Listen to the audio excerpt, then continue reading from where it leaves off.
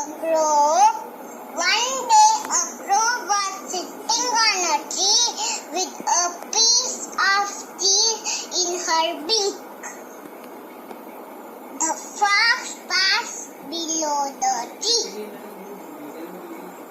He saw a crow with a piece of cheese in her beak.